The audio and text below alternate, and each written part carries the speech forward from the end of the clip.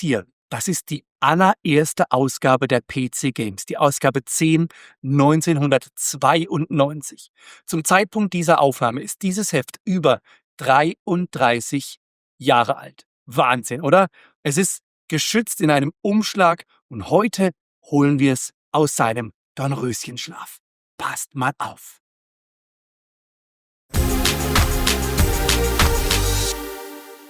Ein 33 Jahre altes Spielemagazin, ist das nicht der Wahnsinn?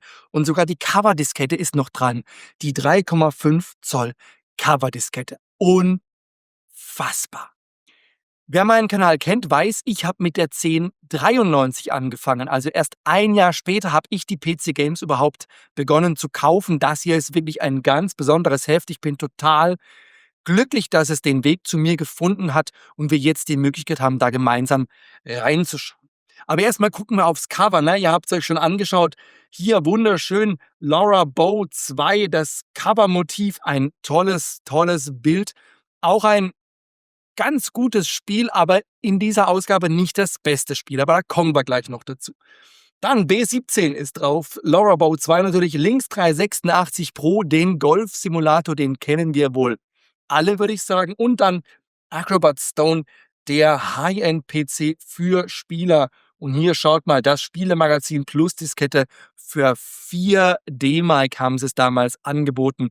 Kampfpreis zur Einführung des Magazins. Und jetzt schauen wir mal rein. Und da geht's los mit dem Vorwort vom Chefredakteur Christian Müller. Er spricht darüber, wie sich die Spielemagazine ändern und wie sie sich anpassen an den Spielemarkt. Denn es sind nicht mehr die Multiformat-Magazine, sondern die Zukunft gehört ganz offensichtlich den Special Interest Magazinen, die sich auf eine Plattform konzentrieren, einfach weil der Markt groß wird, immer größer wird und immer mehr wächst. Deshalb war es einfach nur eine natürliche Reaktion nach der Playtime, die ja mehrere Systeme behandelt, auch etwas für den PC zu bringen. Und es gibt ja auch das Schwestermagazin, die Amiga Games, die sich dann auf den Amiga konzentriert hat. Hier ganz dick auf 2 Seiten die Werbung für die Konkurrenz aus dem eigenen Hause, die Playtime. Nein, natürlich nicht. Es war im Vorwort ja schon angeklungen, die PC Games sollte einfach den PC-Markt ganz exklusiv beleuchten. Anders als die Playtime, die ja hier Amiga, Atari ST, C64, Super NES, NES, Mega Drive, Master System, Game Boy, Game Gear und Lynx und natürlich den Game Boy behandelt. Also ein Multiformat-Magazin, die Playtime. Und die lief auch noch eine ganze Weile weiter. Ich meine, bis Ende 95, irgendwo 96 lief die Playtime. Und dann wurde sie allerdings eingestellt. Die PC Games läuft bis heute. Und da haben wir sie, die 3 Schwestermagazine, die PC Games, die Amiga Games und die Playtime, weil sie nämlich auf der Computer Shopper Show CSS einen Messestand betreiben. Was kann man dort machen? Man kann unter anderem einen Seat Ibiza gewinnen. Herrlich. Und man kann in einem Testarossa Probe sitzen, wenn einem das Losglück trifft und dann Outrun spielen auf einer 4x3 Meter großen Leinwand. Für damalige Verhältnisse war das der Wahnsinn. Neben anderen Vorschauartikeln, schaut mal, was hier unten ist. Call of Cthulhu Screams in the Dark. Und schaut mal auf den Hersteller und schaut mal auf die Screenshots. Fällt euch was auf? Das ist Alone in the Dark. Die haben damals die Lizenz von Call of Cthulhu gekauft, erworben und wollten dazu ein Spiel machen, beziehungsweise die waren schon in der Entwicklung und haben das dann dazu genommen. Wie genau der Ablauf war, weiß ich nicht mehr, müsste ich nochmal nachlesen. Jedenfalls, sie hatten die Lizenz und sie hatten eben diese Entwicklung von diesem Spiel und haben das dann eben kombiniert. Und am Schluss hieß es nicht Call of Cthulhu, sondern am Schluss hieß es Alone in the Dark und war für mich ein, wow, damals echt bahnbrechendes Spiele- und Grafikerlebnis. Und dann diese Werbeanzeigen in diesem Heft, guckt euch die mal an. Die sind noch so herrlich retro-altbacken. Ja, und vor allem der Inhalt, guckt mal, Multimedia Soft Rent a Game. Testen Sie die neuesten Spiele. Die Mitarbeiter der einzelnen Multimedia-Soft-Läden beraten Sie gerne. Hier können Sie für wenig Geld testen, was Sie sich kaufen möchten. Wahnsinn. Also in meinem Kaff, wo ich aufgewachsen bin, gab es sowas natürlich nicht. Aber vielleicht kennt es einer von euch. Rent a Game, Multimedia Soft, hatte irgendjemand von euch so einen Laden vor der Tür und hat mal War da mal drin, erzählt mir davon. Es würde mich wahnsinnig interessieren, wie das vonstatten ging. Und auch hier eine riesen Werbeanzeige. Guckt mal mit Spielen und Hardware und schaut euch mal die Preise an. Also die Spiele liegen ja hier schon so um die 70, 80, 90 D-Mark, aber auch die Hardware, schaut mal, ich blende es euch in groß ein, man kann es in der Aufnahme wahrscheinlich gar nicht erkennen. Hier ein, was haben wir da, 386 DX mit 25 Megahertz für 2000, fast 3000 D-Mark, und dann da unten die Speichererweiterung für den Amiga. Das ist ja der Wahnsinn. Also, ich muss da gerade mal drauf gucken. Ich blende es euch, wie gesagt, ein. Guckt mal hier. Festplatten für den Amiga 500. Eine 105 Megabyte Quantum für 1500 D-Mark. Ah! Sag mal, haben die sich verschrieben? Das kann doch gar nicht sein. 1500 D-Mark für eine Festplatte für den Amiga? Unfassbar. Ich bin geschockt. Spiel des Monats Lynx 386 Pro. Das war der Wahnsinn. Ich kam direkt vom C64. Einige Freunde hatten Amiga 500, das blieb mir leider verwehrt. Und dann hatte ein Freund einen 386 mit 25 Megahertz. Und darauf hatte er Lynx 386 Pro. Und ich dachte, mir fallen gleich die Augen raus bei dieser Grafik. Realistischer ging's ja wohl nicht mehr. Und ich erinnere mich noch genau, wie die Schauplätze immer sich aufbauen, so Teil, für Baum, für Wiese, für Grün, und dann irgendwann stand dann der Spieler da und dann ging's los. Das war der Wahnsinn. Es hat mich ein bisschen an The Last Ninja erinnert, wo ja auch die Level einzelnen Screens sich so aufbauen auf dem C64, aber die Grafik war natürlich kein Vergleich. Also das war wirklich der Wahnsinn. Ich dachte wirklich, realistischer geht's ja kaum mehr. Fotorealismus pur bei Lynx 386 Pro, und auch die PC Games war sehr, sehr begeistert. Spiel des Monats, 93% Spielspaß. Und da unten sieht man übrigens auch den alten Wertungskasten. So sah er das erste Jahr aus, bis dann im Jahre 93 gewechselt wurde, nämlich mit der Ausgabe, mit der ich begann, mit der 1093 kam ein neuer Wertungskasten. Was hier noch drin ist, man hat noch eine Motivation für 2 Monate bei Lynx 386 Pro. Das ist ja wirklich kurios. Und der Wertungskasten wird hier auch ausführlich erklärt. Das finde ich toll. Da wurde noch genau beschrieben, was wird dargestellt, wie wird es dargestellt, was bedeutet es und wie kommt der Wert zustande.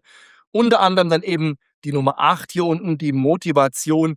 Wie lange fesselt das Spiel an den Monitor? Das ist mal eine Angabe. Ja? Wie lange habe ich Spaß? Wie lange sitze ich an der Kiste? Ja, war wichtig. Hey, wir haben da eine Menge Geld dafür hingeblättert oder andere Wege finden müssen, um die Spiele zu spielen. Da wollte man schon wissen, ob sich das Ganze wirklich lohnt. B17 Flying Fortress hatte ich mal. Ich weiß, dass ich das hatte. Erst eine Weile später, aber ich hatte es. Ich habe es auch gespielt. Ich habe es zumindest versucht. Aber irgendwie haben wir zwei nicht zueinander gepasst. Entweder ich war einfach absolut unfähig oder dieses Spiel war einfach knacke schwer. Und so wie die PC Games hier schreibt, war einfach das Spiel knacke schwer. Man konnte wechseln zwischen den einzelnen Positionen im Flugzeug. Der Computer hat dann die jeweils anderen Positionen gesteuert, und dann gab es Bombenabwürfe, die man machen musste. Und wenn dann die feindlichen Flieger angegriffen haben, die sind einmal über einen drüber und dann war man sofort heftig beschädigt und. Also ja, hat bei mir nie richtig geklappt. Ich kam nie wirklich weit und ich habe dann ehrlich gesagt auch keine Lust mehr gehabt. Aber B17 Flying Fortress, naja, 69% Spielspaß. Grafisch war es toll, aber ja, auch für die PC Games wohl nicht das Spielspaßwunder. Genau wie bei mir. Das Problem an dieser Ausgabe ist wirklich tatsächlich, dass ich die Spiele zum Teil gar nicht kenne. Hier, A Bad 2 hat einen Games Award bekommen und ich kenne dieses Spiel überhaupt nicht. Ich habe nie davon gehört. Aber ich habe mir es angeschaut, habe geguckt, wie sah denn das aus in Bewegung, weil ich finde, die Screenshots machen das Ganze immer etwas schwierig zu erkennen, zu erfahren, wie spielte sich das Ganze, weil wir waren eben im Jahr 1992, da war grafisch einfach teilweise noch nicht so viel in den Spielen drin. Aber es scheint ein ganz gutes Rollenspiel gewesen zu sein, sehr komplex, sehr umfangreich, sehr intelligent. Also ja, für 1992 auf jeden Fall einen Blick wert und man sieht hier mit 92% Spielspaß auch wirklich gut bewertet. Also fesselt 4 Wochen an den Bildschirm. Die Frage ist, nach wie viel Stunden haben Sie das gerechnet? Wie viele Stunden pro Tag darf ich denn investieren, um 4 Wochen Spaß zu haben? Das würde mich dann doch noch interessieren. Aber jedenfalls Bad 2, ein Rollenspiel aus dem Jahr 1992. Und noch ein Games Award und wieder habe ich es nicht gespielt. Wobei bei Darklands bin ich mir gar nicht sicher, aber ich kann es nicht mit Bestimmtheit sagen. Es gab ja einfach auch Kumpels, bei denen man gespielt hat, bei denen man geschaut hat. Jedenfalls Darklands habe ich mir angeschaut. Wie sah das Ganze aus? Es sah vertraut aus, aber ich kann es nicht mit Bestimmtheit sagen, ob ich es gespielt habe. Aber auch hier war die PC Games sehr angetan. Ein Rollenspiel der gehobenen Klasse und man muss es schon sagen, wenn man die Screenshots anschaut, ja, war halt 1992, ne? Mit was sind wir rumgefahren? Mit 286ern, 386ern und die ganz viel Geld hatten, die hatten schon 486er, aber das war dann wohl eher die Ausnahme. Die meisten meiner Freunde waren zu der Zeit noch auf dem Amiga unterwegs. Schaut mal auf der Doppelseite hier, was da ist. Ich meine nicht The Lord of the Rings Volume 2, The Two Towers. Nee, hier drüben, guckt mal. Accolade ist in Frankfurt, Attic ist in Frankfurt, Electronic Arts, Empire Simulation, Max Design, Millennium, Psygnosis, Spectrum Holobyte, Talion, 21st Century Entertainment, Ubisoft Entertainment Software, US Gold ist in Frankfurt. Also guckt euch die Logos an, hört euch die Namen an und dann sagt mir ganz ehrlich, klingelt's da nicht in euren Retro-Herzen? Und da haben wir es, Laura Bow vom Cover. Da ist es Laura Bow 2 and the Decker of Amon-Ra. Ein Adventure aus dem Hause Sierra. Roberta Williams hat's auf den Markt gedrückt und wie es eben so ist bei Sierra Adventures, das war ein richtig harter Brocken. Wow, ich habe versucht, es nochmal zu spielen, weil mir es damals tatsächlich nicht so gefallen hat. Und ich muss auch heute sagen, das ist nicht meine Art Adventures. Ich war dann später eher der LucasArts-Liebhaber, aber hier Laura Bow. Es ist nicht schlecht. Es ist wirklich grafisch auch schön gemacht. Es hat eine spannende Story, aber es ist Sierra-typisch einfach knacke schwer. Es gibt eine Menge Möglichkeiten zu sterben. Es gibt Sackgassen. Mitten im Spiel kann es sein, an einer Stelle, wenn man dort nicht die richtige Antwort weiß, den richtigen Hinweis gefunden hat, dann ist man einfach am Ende. Dann rennt man voll gegen eine Spielewand und beginnt weit, weit zurück nochmal. Und außerdem am Schluss muss man ja aufklären, wer ist der Mörder. Und das geht nicht einfach so. Nee, da muss man dann Fragen beantworten. Und wenn man sich zwischendurch nicht notiert hat oder verstanden hat, wer was wo getan hat, dann kann man diese Fragen nur unzureichend beantworten. Und entweder man findet dann den richtigen Mörder oder man findet ihn nicht. Und wenn man ihn nicht findet, dann kann es sein, nach Abspann, dass man immer noch mal umgebracht wird vom Mörder, weil man ihn eben nicht entlarvt hat. Also wirklich Laura Bow, knacke schwer. Vielleicht hat es jemand von euch gespielt, vielleicht war jemand von euch so geduldig, sich da durchzukämpfen, aber das war wirklich nicht meine Art der Adventures. Bei manchen Namen in diesem Heft klingelt es bei mir, so auch bei Allure of the Tempress. Ich glaube aber, ich meine aber, und korrigiert mich, wenn ich falsch liege, ich meine, das gab es auch für den Amiga und ich habe das bei einem Kumpel auf dem Amiga gespielt. Und für mich zu der Zeit, als dieses Heft erschien, war der Amiga noch die größte und großartigste Spielemaschine überhaupt. Und ich hatte leider keinen. Aber ich hatte gute Freunde, wo ich dann spielen durfte und spielen konnte. Man hat sich dann einfach gemeinsam vor die Kiste gesetzt. Das waren schöne Zeiten. Richtig schön. Aber Lure of the Tempress, ich glaube, das habe ich wirklich auf dem Amiga 500 gesehen bei irgendeinem Freund. Das hier kenne ich allerdings in der Tat, Double Dragon. Wobei ich meine, ich hätte Teil 2 gespielt. Double Dragon 2 und zwar wieder einmal auf dem Amiga 500. Zwei Jungs im gleichen Alter, 2 Joysticks, ein Amiga und dann geht die Klopperei los. Pädagogisch nicht sonderlich wertvoll, aber mit einer Menge Spaß. Double Dragon. Ja, es hat keine gute Wertung.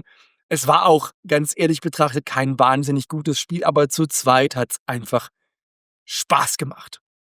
Der nächste Award-Titel, den ich nicht kenne, Pushover. Domino macht alle froh. Ich glaube, es ist eine Ameise. Ich dachte erst, wäre ein Häufchen. Nee, es muss wohl eine Ameise sein, die Dominosteine umschubst, die aber nicht nur umkippen, sondern auch verschiedene Eigenschaften besitzen. Manche schweben nach oben, manche machen ja ganz andere Dinge und dann muss man sich durch 100 Levelbildschirme kämpfen von Eingang zu Ausgang und dazwischen eben alle Dominosteine umschubsen. Also, taktisches Puzzlespiel, 81% jetzt bekommen. Naja, scheint nicht ganz schlecht gewesen zu sein. Immerhin hat es den PC Games Award bekommen. Mir scheint ebenfalls ein Spiel, was vielleicht für den Amiga auch noch rauskam. Weiß ich nicht. Hat das einer von euch gespielt? Ich habe nicht nachgelesen vorher. Müsste ich mal gucken. Ist jetzt aber auch nichts, was ich jetzt im Nachhinein noch spielen wollen würde. Aber vielleicht hatte es ja einer von euch in der Hand. Wieder ein Award-Spiel und ich meine, das hatte ich sogar mal gesehen. Mindscape ist es gelungen, ein realistisches Tennisspiel auf den Markt zu bringen. Wir waren damals ja extrem fasziniert von solcher 3D-Grafik, die dann auch noch richtig flott über dem Bildschirm lief. Aber von Realismus kann natürlich heute keine Rede mehr sein. Aber Sie sagen, es ist ein realistisches Spielgeschehen. Naja, ja, 92 war das so. Heute ist es nicht mehr so. Aber 84% Spielspaß klingt nach einer Menge Fun und die Motivation steht auf No Limit. Ja, wenn das mal keine Ansage ist. Es ist halt ein Stelldichein der bekannten Hersteller der damaligen Zeit. Hier Accolade haut mit Hardball 3 ein Baseballspiel auf den Markt, das grafisch wirklich überzeugen kann. Spielerisch auch. Es hat ebenfalls einen Award kassiert und mit 85% Spielspaß auch wirklich eine gute Wertung kassiert. Auch das habe ich nicht gespielt. Sportspiele nicht meins und auch keiner meiner Kumpels war da sonderlich interessiert. Bei Baseball war das dann schwierig, weil ja, war natürlich eher eine Randsportart im damaligen Deutschland, würde ich sagen, immer noch. Aber gerade so in der Provinz dann, ja, da war Baseball nicht so verbreitet, geliebt. Also von uns, von meinen Kumpels hat's keiner gespielt. Schade. Aber mal reingucken. Damals ein gutes Spiel. Im Shareware-Teil schreibt ein gewisser Rainer Rossiert über das Game Pack 4 und bescheinigt ihm eine gute Grafik und ein super Preis-Leistungs-Verhältnis. Wahnsinn. Was ist drin? Ableger bekannter Spiele wie Pac-Man, Tetris und Konsorten. Sie heißen nur anders, ich blende es euch hier ein. Und vor allem ein Spiel dürften wir alle kennen. Da unten ist es auch abgebildet, Duke Nukem als Shareware Jump'n'Run. Ja, damit ging es los mit dem Duke. Da ist er zum ersten Mal aufgetreten. Und da ist die Beschreibung, wie man diese hier zum Laufen bekommt. Die Coverdiskette der PC Games. Ja, so sahen die aus, ne? Ihr erinnert euch, da waren 1,44 MB Platz drauf und da waren manchmal gleich mehrere Spiele. Und hier ist die Anleitung, wie man sie zum Laufen bringt. Ich muss mir mal noch ein CD-Laufwerk, ein Diskettenlaufwerk schnappen. Laufwerksbuchstabe A oder B war es natürlich, ganz klar. Wobei, nee, zu der Zeit war wahrscheinlich A bei vielen noch das 5,25 Zoll Laufwerk und das 3,5 Zoll war dann schon eher B. Naja, egal. Jedenfalls, hier steht's. So ging's. Ihr wisst's noch. Ich weiß es noch. Wow, ist das lange her. Das wird krass. Der Acrobat Stone von Max Data. Acrobat, kein Screen-PDF-Reader, nein, ein Rechner und schaut euch die Specs von dieser Maschine an. Ein Tower mit einem 486DX, Taktfrequenz 33 MHz, 8 MB, erweiterbar bis 32 MB, eine 130 MB Seagate-Platte, 3,5 und 5,25 Floppy, 16-Bit VGA-Grafikkarte mit 1 MB, 16 Farben. Wahnsinnig. Ein Accelerator-Chip ermöglicht 10-fach beschleunigte Windows-Applikationen und fest programmierte Grafikoperationen. Wow, MS-DOS 5.0, Windows 3.11. Deutsche Tastatur, Maus und so weiter. Und dann schaut euch diesen Preis an. 4.995 D-Mark. Wenn ihr das inflationsbereinigt rechnet, sind das knapp 5.000 Euro. Ein Rechner für 5.000 Euro. Wow, damals, ehrlich gesagt, 92, jemand mit einem 486er, wenn ich solche Freunde gehabt hätte, ich hätte die ständig besucht. Was für eine unfassbare Maschine im Jahre 92. Wahnsinn. Wir schauen natürlich auch auf die Leserbrief-Section von Rainer Rossi Rossiert. Natürlich war das etwas schwierig, weil die PC Games hat da ja gerade erst angefangen. Also Leserbriefe waren noch keine da, logischerweise. Aber Rainer hat ein schönes Vorwort geschrieben. Er hat einen Leserbrief in eigener Sache verfasst und er hat einen mit rübergenommen von der Playtime, den er jetzt beantwortet, und den nehmen wir uns heute einfach vor. Ihr kennt das bei mir, das kann ich mir nicht nehmen lassen. Kritik und mehr.